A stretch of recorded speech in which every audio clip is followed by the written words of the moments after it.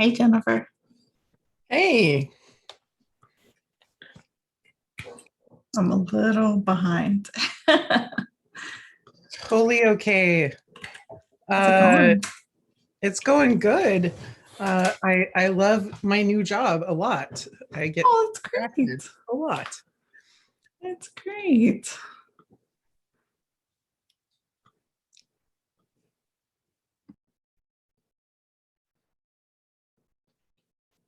We didn't have a set agenda for today, so it's whatever people want to talk about. I know you have a lot of different things going on, so we can kind of talk about whatever feels interesting to the people here.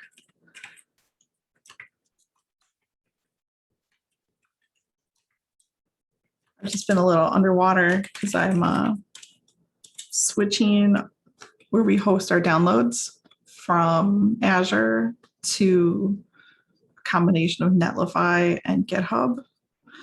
Um, I didn't realize Netlify did hosting too. I'm using their CDN. Ah, So we had URLs, right, for our downloads. And it's not just for like the install, like the script that you paste in to do the install. The URLs are actually well known and used by Porter directly. So I used Netlify to make sure the URLs didn't break when we moved hosting providers.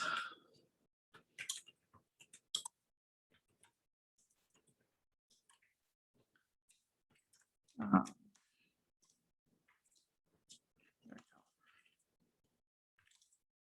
so I can maybe just want to do like an update about hosting situation. And then we can see what else we want to talk about. Yvonne. Hey, I was in the wrong waiting room again. Sorry. Oh, I'm sorry about that. I Zoom. I don't know. Let me know if there's a bad link floating around. Maybe a meeting invite or something has an older one. I'm not sure. I'll look. It might just be my client cached an old link. Cool. So there was only one thing I wanted to talk about today, but we have like a lot of open designs and things going on. So I think whatever we'd like to chat about after that is totally fine. I was just getting Jennifer up to speed on us switching our downloads, you know? So the state I have it in, here I can show you. If I go to Get Porter's repo, boop, I've actually gone through, I wrote a script that took all of our existing binaries and moved them over to like attach them to individual releases. So each one will have something like this. That got us like 50% of the way there to having like the install scripts work. But the install scripts also rely on URLs that are like Canary or latest, right? And Canary is the most recent build of Porter, essentially. It's like an unstable build. So what I've started doing is every time there's a build on main, I'm going to tag it with Canary. So Canary, the tag is going to move. It's not like a tag you can rely on. It'll move around and it'll have all the assets attached to it for whatever that build happened to be. And that gives you the same behavior that you see today if you install and use the Canary URL. And then I did the same thing for latest. So this again will be like a roving release. It'll move on every tagged build. And again, it'll have a copy of all the assets on it. And this kind of replicates what we had using, object storage instead. So what I'm working on right now is testing, getting everything tagged correctly, because it's like tagging it as a bot. So getting the permissions for that, right? So the bot can push new releases and upload assets. And then I'm also updating our mix-ins because our mix-ins need to do the same thing. Every single one of the mix-ins are going to start making a GitHub release and then attaching the assets to that as well.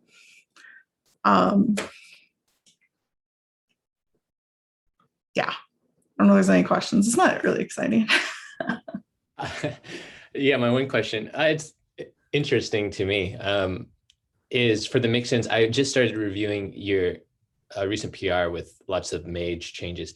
Do you clone each mix-in repo and do the same kind of tag pushing, or how's that handled? Yeah, here, let me share something different. This is what it looks like for one of the mix-ins that's using this. Get big. There we go. So each one of the mix-ins will get a Mage file, and it'll have a publish on it. If you look at the make file, because we're still transitioning, like there's only so much I have time to do, but so I didn't take on transitioning everything. But anything that does get transitioned from make to Mage will have this. We'll say go, run, mage.go, and then whatever it needs to pass in. So each one of the mix-ins will basically just have publish. And what it'll do is it'll do any prep work that the mix-in needs, like copying basically making this directory structure as appropriate.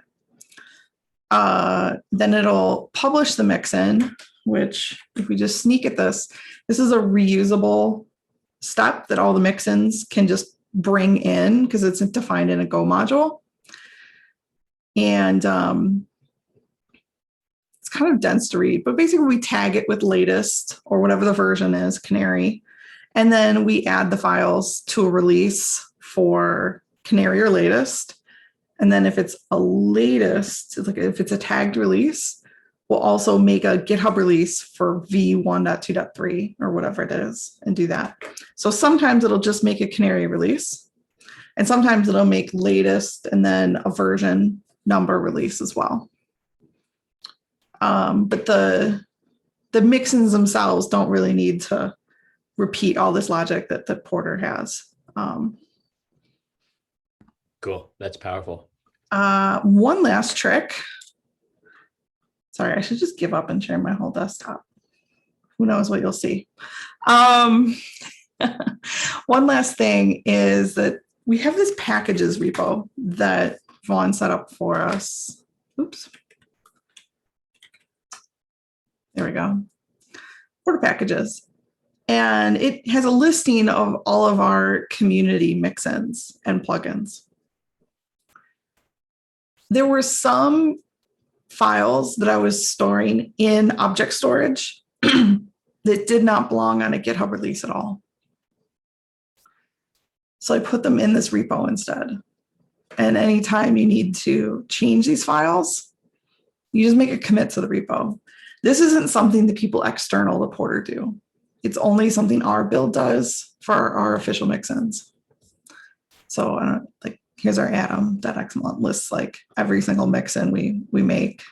And so when one of the mix-ins comes up with a new version, it'll check this out. It'll update the file and then commit it to this repo. So that's kind of like our object storage got scattered to the winds. But that's kind of how everything's working right now. Neat. And that Atom update or the feed update is also a reusable Mage. It is. Yeah. So if we go back to this, publish mixin, we'll do the binaries and attach them to a GitHub release. Publish mixin feed will get a fresh copy of that repository, the packages repository.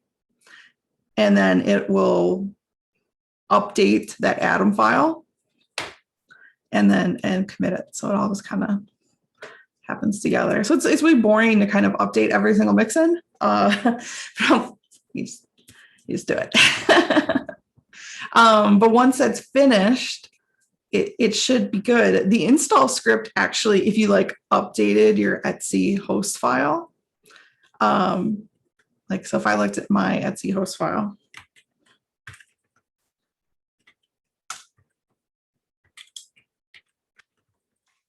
I'm redirecting cdn.porter.sh to Netlify, who's going to handle this going forward. Right now, this is pointed to Azure. So it'd point to Netlify, and then you can actually run the install script for Porter, which will install Porter and install all the mix-ins, and it works like that. That actually works today. But for example, Canary doesn't work yet. I need to basically to make this change to every mix-in and run builds for them all. And then that'll work too. Once both the latest install and Canary install is working, then I can update DNS and make it live for everyone.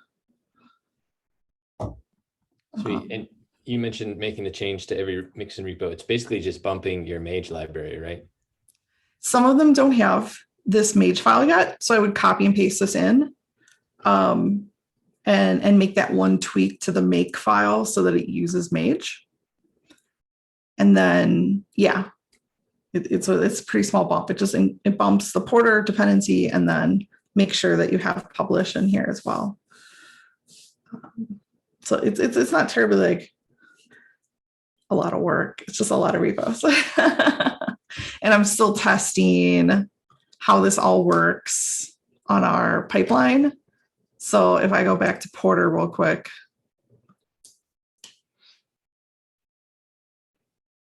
I have a pull request here where I am testing out. Oh, it passed. Isn't that great? I was running a test run of it. Yeah, I don't know if that passed. I tried to do a test release. Skeptical still. I don't see it in here. Do you? No. Yeah. Sneaky. Where'd it go? So if I go to my test release, oh, it doesn't work. I'm not sure why I didn't report back to GitHub, but I'm getting close. Oh, okay. On my local computer, I have a username set for Git, but I didn't have one set for when I did the build. Okay, that's fine. So we're getting close. We're getting super close. Yeah, that is. Wow. Yeah. So that's kind of what that is. I really would like to switch it, ideally tonight, the DNS, and get everything updated. So I'm just making a whole bunch of changes and then sending them through, and testing on that alternate pipeline. The alternate pipeline, it's set up so that eventually we could make test repos where instead of having it add GitHub releases to a live repository, I could add them to Porter release test or something. We could just make something where it's okay to make a whole bunch of releases and kind of churn it out. I think time is of the essence. I've had a number of users say that they're going to leave Porter if we don't get this fixed. So to be honest, I'm doing a little bit of live testing on this and then just making sure everything cleans up nice. Nothing is expecting those releases to be here right now. So I don't think it's too much of a problem. No one's yelled at me making a bunch of rando releases and deleting them and adding them again. It's very professional.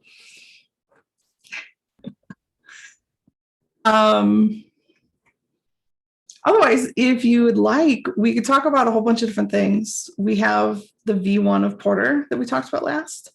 And then we also have a couple designs. For example, I proposed last week making bundles declarative so they could look more like Porter if we wanted to. That's for the mix-ins as bundles proposal, which is, it's a forum post. really need to make that into a real proposal. Does anyone have opinions on what we talk about? No. No. All right, well, let's go through and maybe just make some more decisions about V1. I had people reach out to me looking for more new issues. And I was real quickly doing some more like backlog triaging. But it'd be great to get people's feedback again on what we want to do. So if I go back. Can I ask a quick question? Is there Yeah. any upcoming talks or anything, any interactions with folks? Okay, cool. No, I did a talk. I mean, incidentally, maybe. I did a talk, or I'm doing a talk. I've recorded it, but it hasn't been broadcast yet. What a weird state. For KubeCon, it's about encouraging contributors to come to your project. And it's all based on what we all have done here with Porter. But it's not a talk about Porter, if that makes sense. Yep, that makes sense. Okay. So I think, I'm not quite sure when KubeCon is, maybe like mid-May, probably. So I'll be tweeting more about that as it comes up. But otherwise, I'm not really been doing like a Porter Roadshow lately. Partly because I constantly lose my voice. It like goes in and out from like moment to moment.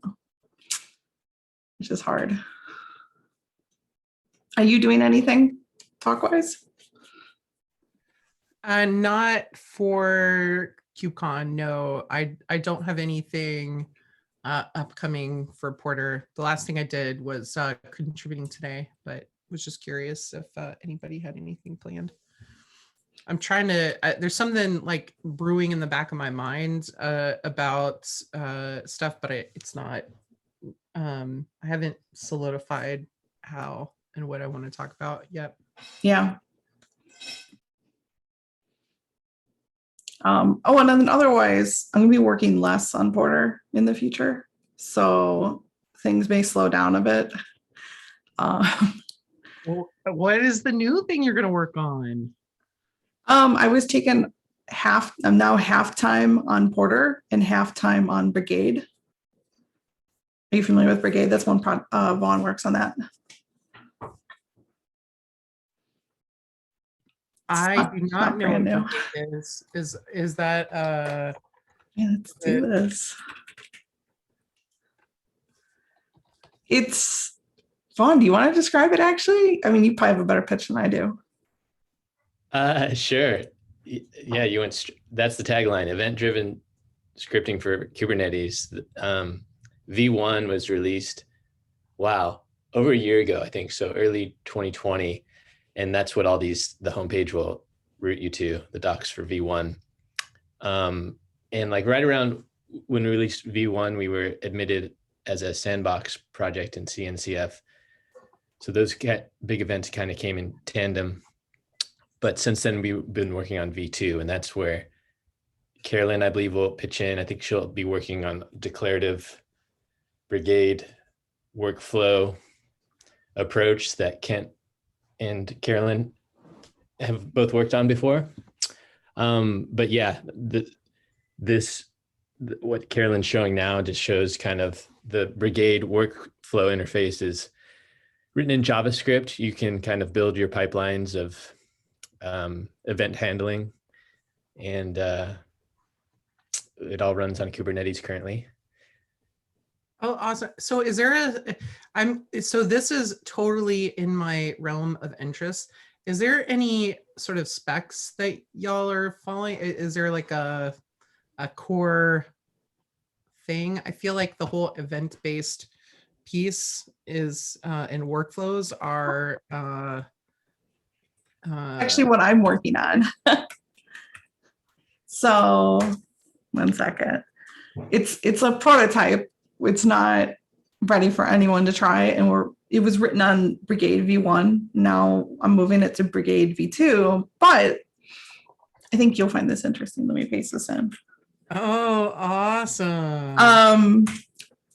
Kent has created a specification for host agnostic.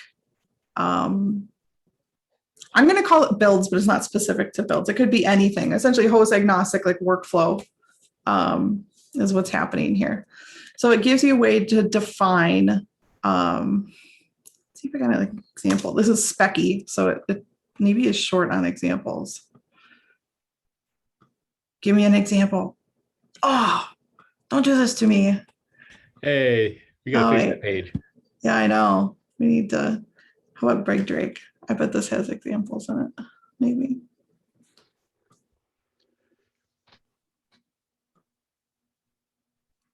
No. Where's it hiding? I just started a week ago.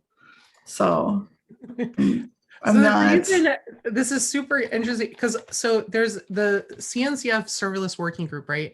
And they have a serverless working group that has a workflow group, right? And that workflow group, I thought it was going to be doing the thing that that Brigade is doing, but they're in terms of a spec, but that's not what it's doing. I want a collaborative place that folks are working on this, so that we can have some consistencies and not just bake things in. So this is awesome. I'd love to maybe chat with you further about this, because like I said, I've just started. I've spent to be honest, one day on this.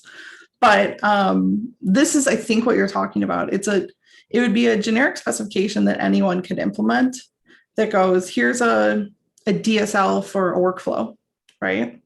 That says what needs to happen. It's declarative, and it lays out jobs, and a pipeline is composed of many jobs and then broken down into tasks. And it has things like dependencies and triggers. All the things that if you look at Travis or GitHub Actions, Azure DevOps, whatever, they all kind of meet all of these criteria on their back end. They have these things, right? But it'd be great as a user to be able to define your workflow once, and then be able to back it by any of these things. What's super cool about Drake that Kent has started here is that using this generic specification, there's also a local runner for your workflow as well. So I can write my workflow once, right? And I can just use it to run and build and test my code locally. And it'll use Docker to run everything. And then when I push to Git and I push it up to GitHub somewhere, and a GitHub action kicks off or Brigade kicks off, it'll run there. Instead of backing it with containers, it'll do it with whatever the CI system is that you have hooked up to it, is what we're working towards. This is awesome. Not having to rewrite it twice, one for locally and one for your CI system or whatever CI system you're currently on.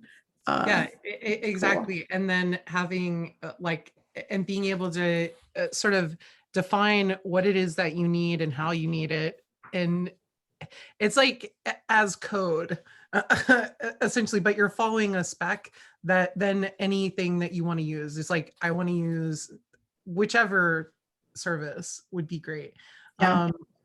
But yeah, so I actually have a second team now.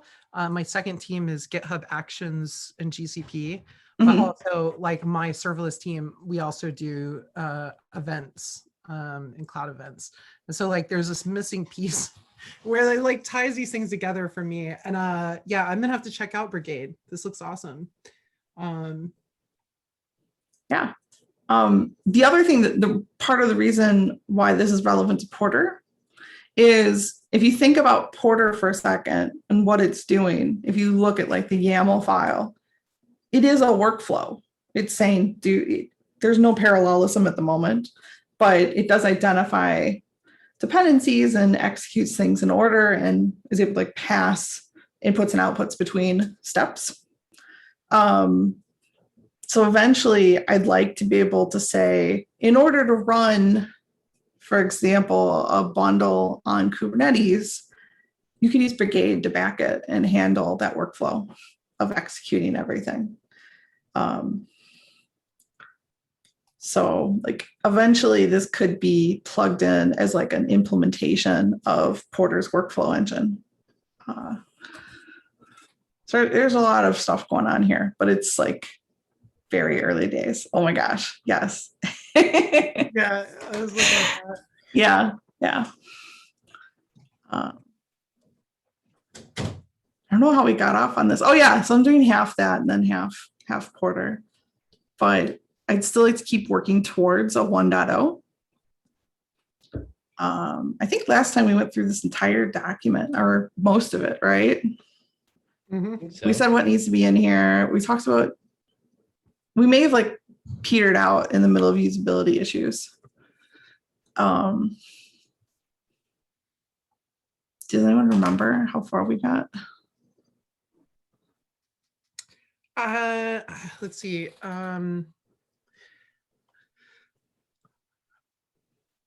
Based on your suggestion, I actually handed this to someone as a good first issue. Awesome. Like 2 minutes ago, gave it to them. And then this one, I actually just tackled last week. So this is in our latest release. We started talking about the build time piece and you went and right after the meeting, I think went and looked at build kit and Yeah. a question about like stability and I think it might be okay. Oh yeah, thanks. Yeah. So build kit is stable now. There are still some experimental features, but they've cut a release of it that we could rely on, which gives you, most important to us, what we were interested in. We weren't interested in the experimental features. We were just interested in the improved caching and it being a bit smarter about how it can build because it can do some things in parallel where possible. So it's kind of cool.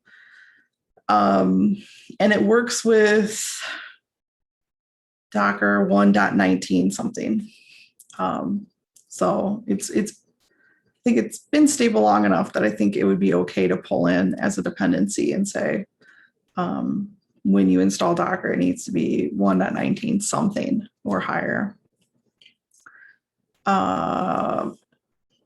Simon did call out that BuildKit cannot build a Docker image where the operating system inside the image is Windows, but the CNAB spec doesn't even support that at all. So I don't see that as a problem for now. And then we were talking about maybe feature flagging it would be one way to go about this. We could put it out, we could have people try it, give us feedback over a couple releases, and then if it looks good, we could either switch it, make it the default, or ideally to reduce code size and how many dependencies get pulled in, maybe just cutting the old implementation after we hit 1.0.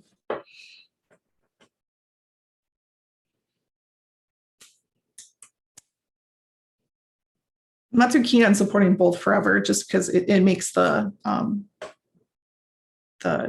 image larger, the binary size, because they use completely different dependencies under the hood, and the dependency tool chain for both of them is pretty long.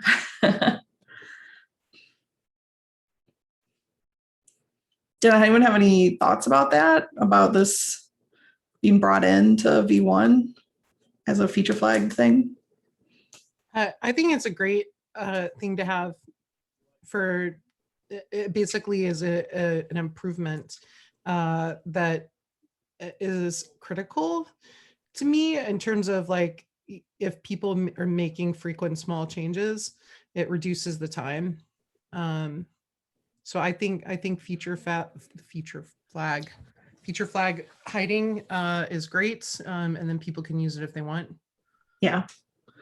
I was seeing significant speed increases depending on the type of change. Obviously, some things require rebuilding more of the container than others, but I was seeing going from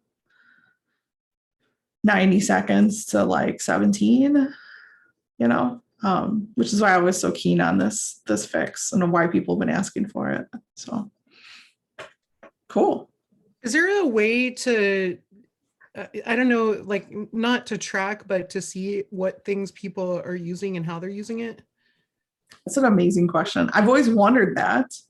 I don't know how to do that in a way that would be not invasive to people, if that makes sense.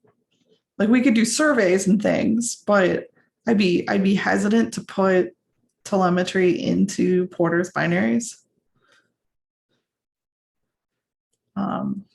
Yeah, I know that people have very that can be super feels.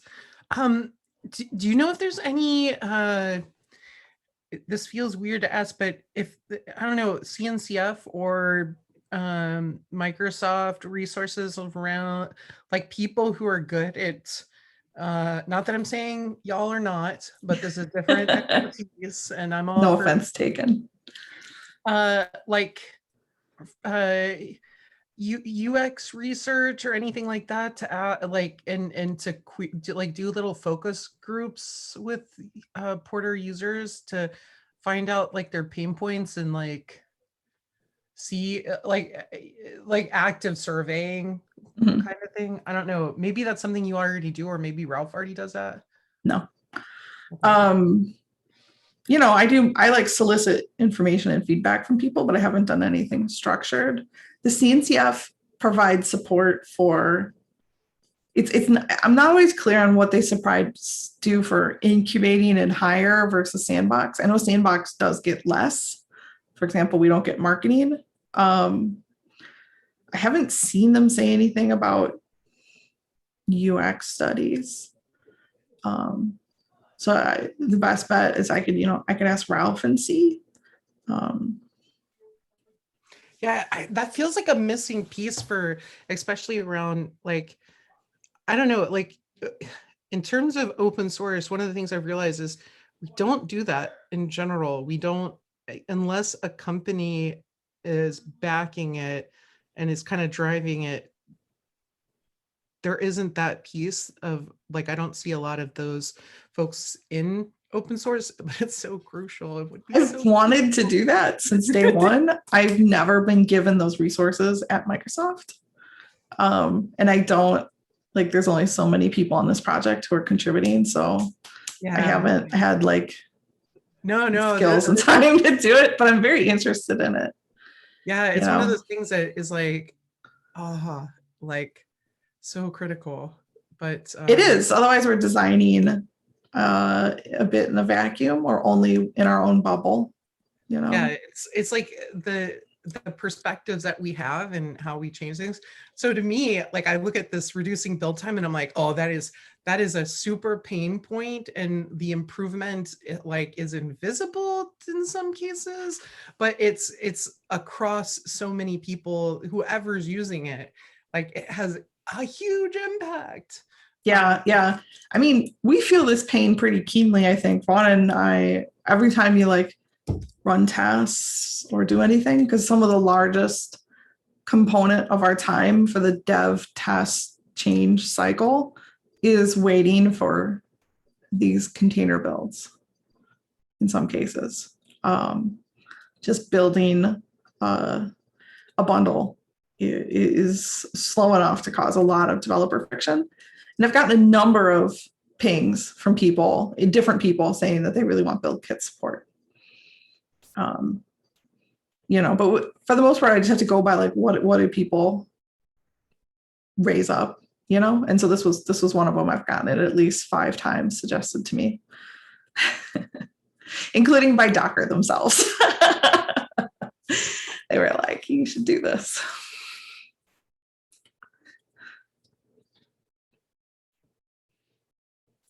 I think one other one of these, right?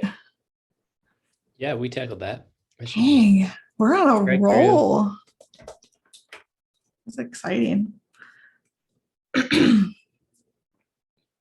This just helps people if they want to have a bundle with like multiple flavors. where they're like, it's the same repository, but maybe the repository has 3 different bundles in it. We unblocked people for that.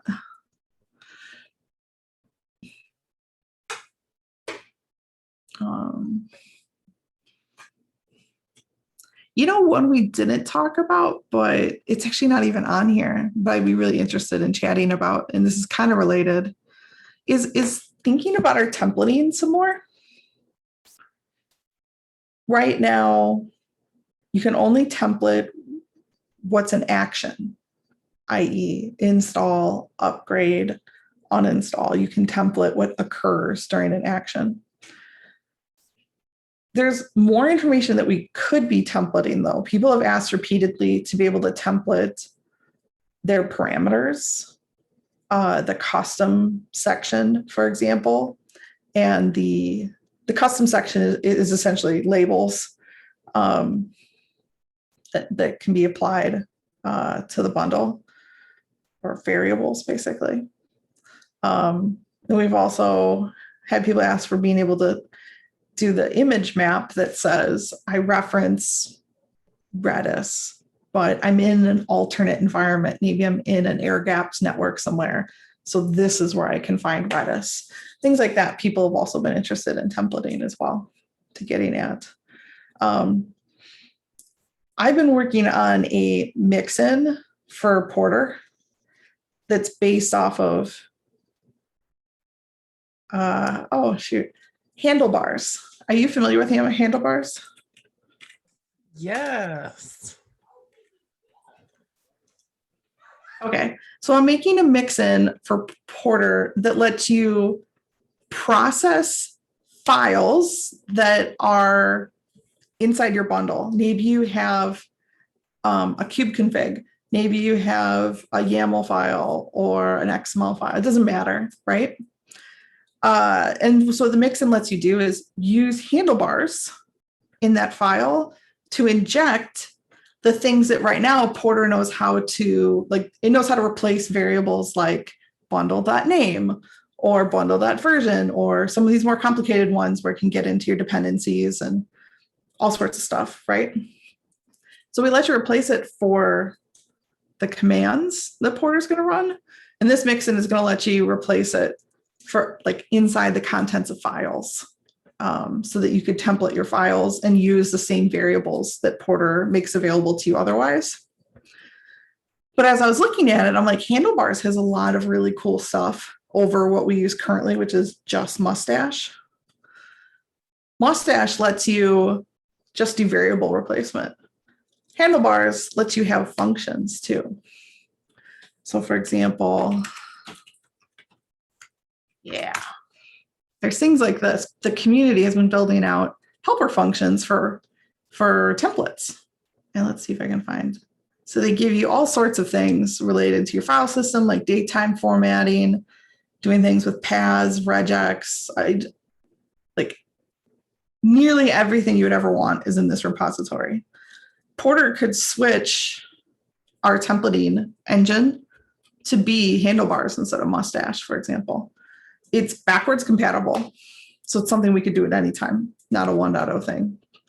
And then you'd basically be able to use Handlebars anywhere on your porter.yaml. And then with the separate mix-in anywhere on a file, potentially. I think this would be really fun to do. Give people a lot more power over what's happening.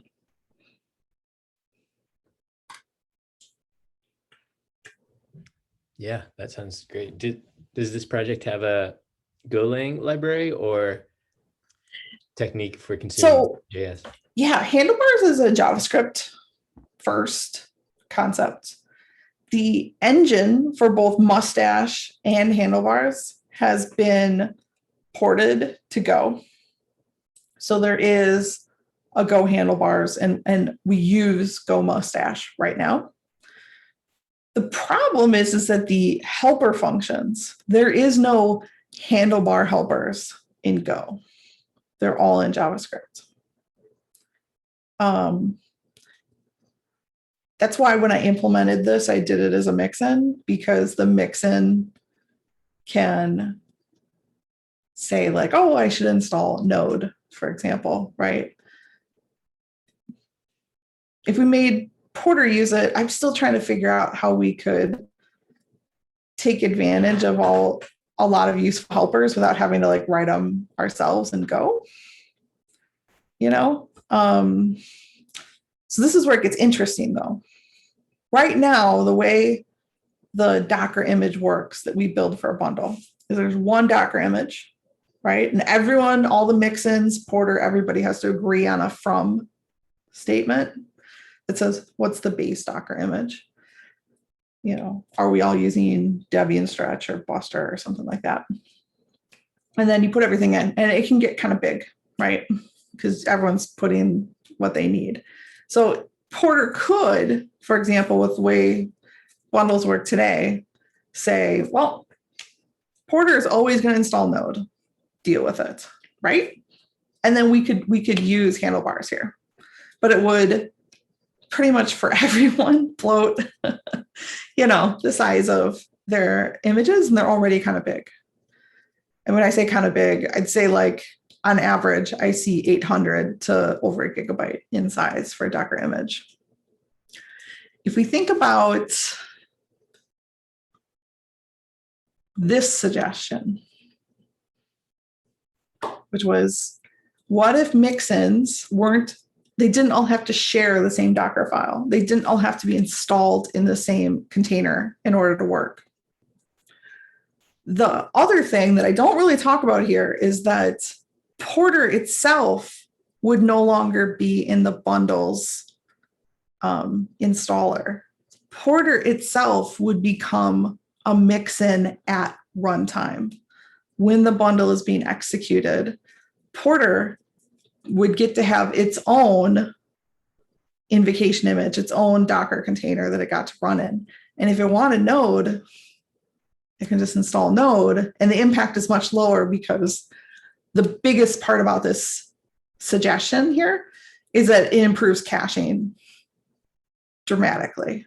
It makes caching possible. To be honest, caching isn't really possible right now with how CNAB works. And I'm happy to talk about that further anytime. But if we wanted, for example, to use handlebars as our template, I'd almost want to be like, we should do this. I'm pointing at my screen. We should do this first. And then look at being able to have Porter bring in useful tools that it may need, like handlebars, without limiting itself to whatever it can do with Go.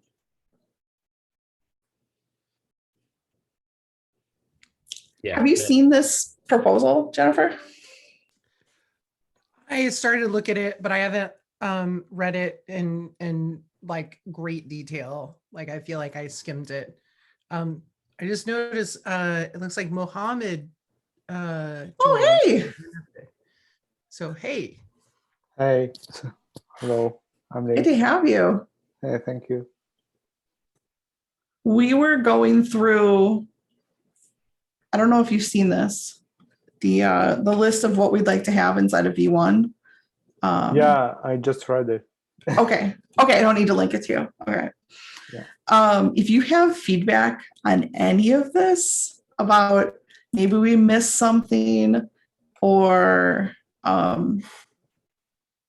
there are things that we list that don't belong, whatever, feel free. You should be able to directly edit this or add comments or anything like that. I was just talking about my wish that we could template all of the porter.yaml manifest instead of just templating install, upgrade, and uninstall. And I was just kind of talking through like, what would it take to do that in a way that would be a really great user experience? Go template, did you explore that? I think in Go 1.16, they improved Go template. So we don't use Go templates. Okay. We use Mustache. Are you familiar with that one? Yeah, The from, Mustache templating language. JavaScript, yeah. Yeah, so we use Mustache right now.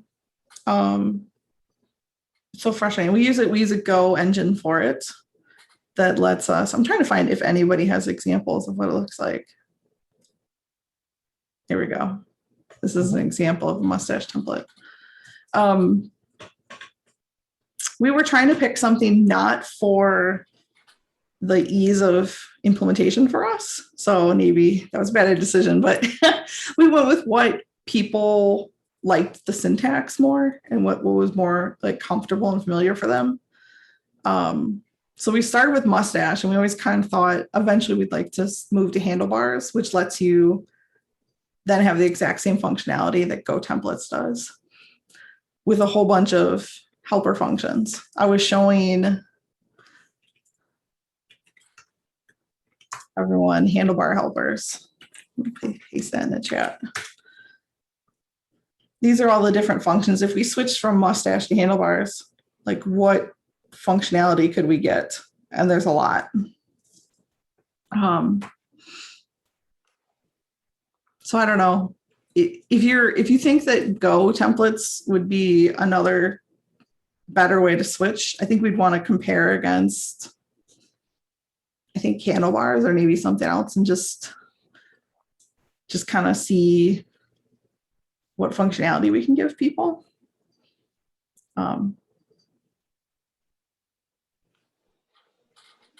Okay. Check.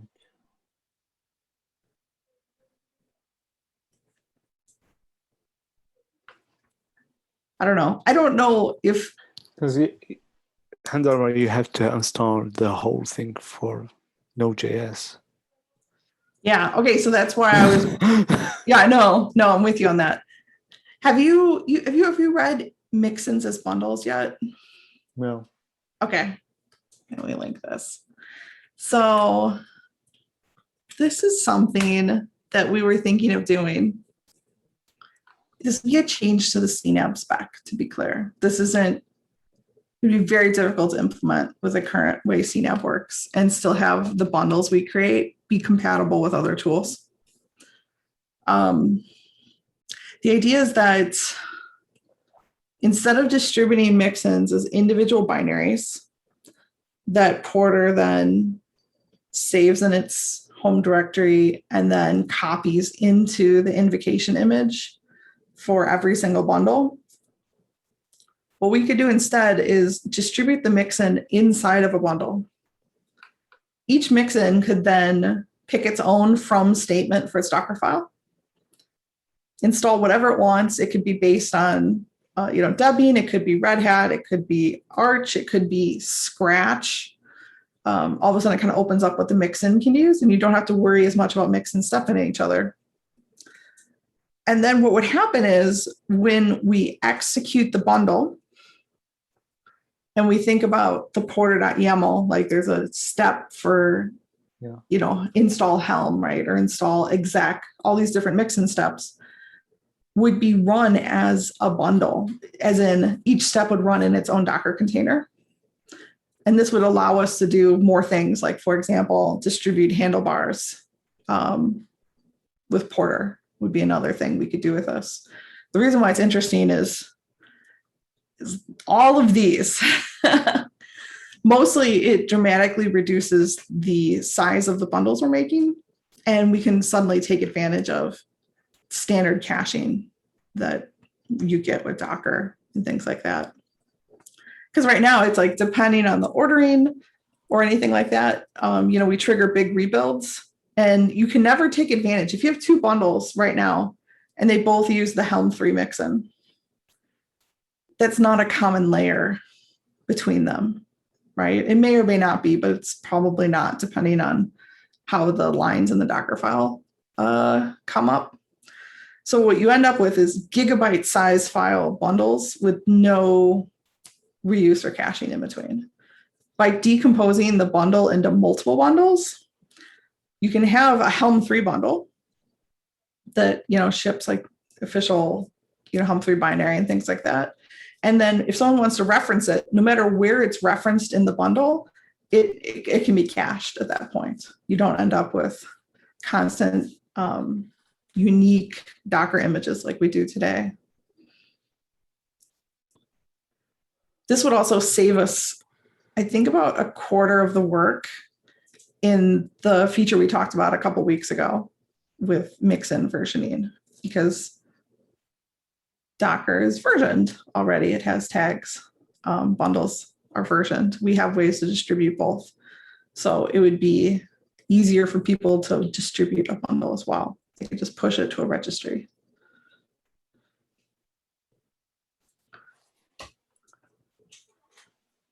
How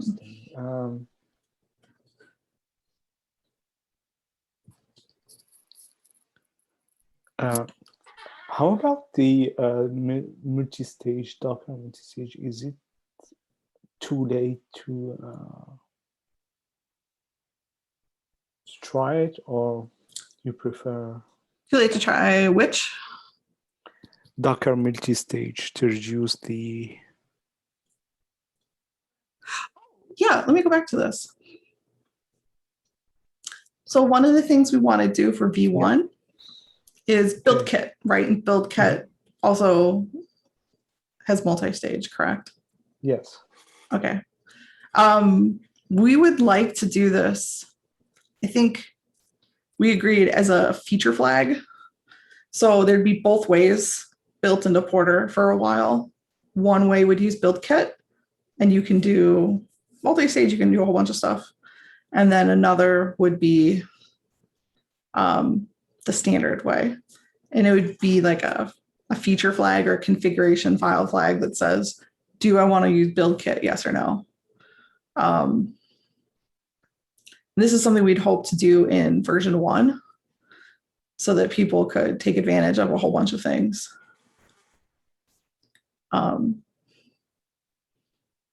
Including multi-stage builds, which would really help for build size.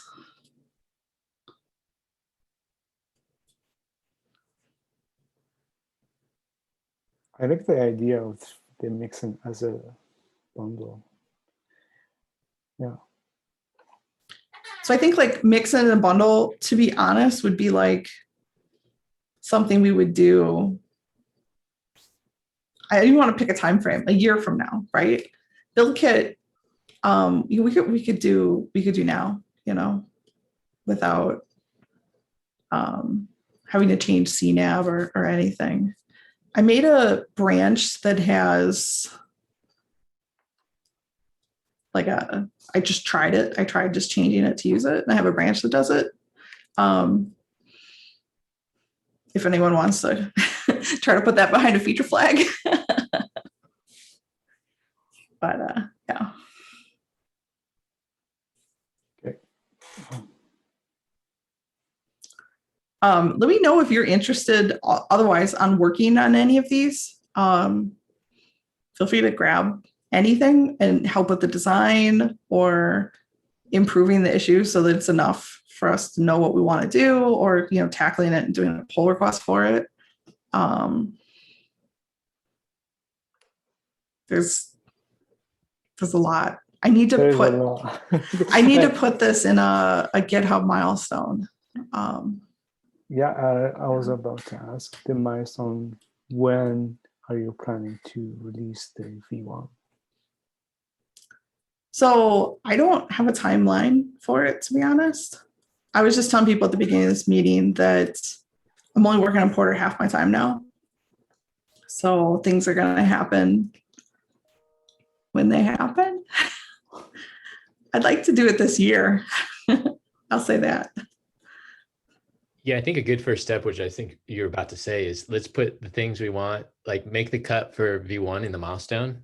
Then we look at the work and do a rough estimate of what it might take, right? But we need like that overview of the actual concrete tickets and stuff to work on. Yeah. So I can make it. Most of these are issues already. So if they don't, I can make placeholder issues for them and then get that all into the milestone. We have one right now, but it's kind of out of date. It doesn't really reflect what we've been talking about here. So, oh gosh, it's big. A lot of these aren't going anymore. Yeah, so I can do that. But if people like, I'm going to do it based off of this document. So if there's any changes that needs to happen to the document or what we want to do, the sooner people can read it and let me know, the better.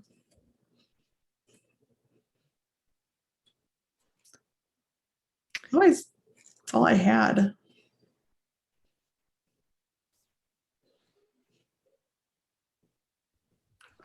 Yeah, I don't have any. Oh, go ahead, Mohammed. No, I said awesome. Okay. If there is anything, I would put any comment to that. Okay. Great. Great.